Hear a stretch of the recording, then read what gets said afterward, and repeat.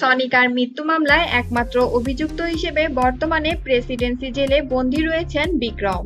আগামীকাল ফের তাকে আলিপুর আদালতের চিফ জুডিশিয়াল ম্যাজিস্ট্রেটের এজলাসে হাজির করানোর কথা। আর সেদিনই তিনি চার্জশিটের প্রতিলিপি চেয়ে আবেদন জানাতে চলেছেন।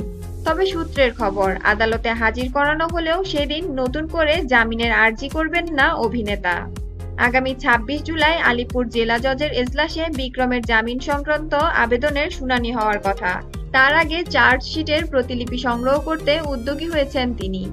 আইনজীবীদের একাংশের মতে, চার্জশিটের প্রতিলিপি হাতে পেলে বিক্রমের আইনজীবীদের পক্ষে জামিনের সওয়াল করা সুবিধাজনক হবে।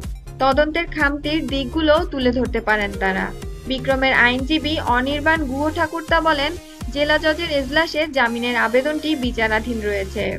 তাই সোমবার জামিনের জন্য নতুন করে চিফ জুডিশিয়াল ম্যাজিস্ট্রেটের কাছে আবেদন জানানো হবে না। তবে ওই দিন চার্জশিটের প্রতিলিপির জন্য আবেদন জানানো হচ্ছে। প্রতিলিপি হাতে পেলে জামিনের শুনানিতে সুবিধা হবে। অন্যদিকে আইনজীবীদের একাংশের মতে, যে সমস্ত ধারায় অভিযোগ আনা হয়েছে সেগুলো কেন বিক্রমের বিরুদ্ধে প্রযোজ্য হওয়া উচিত নয়, জামিনের শুনানির সময় চার্জশিট সামনে রেখে জেলা জজের সামনে তুলে ধরবেন অভিনেতার কৌশলীরা।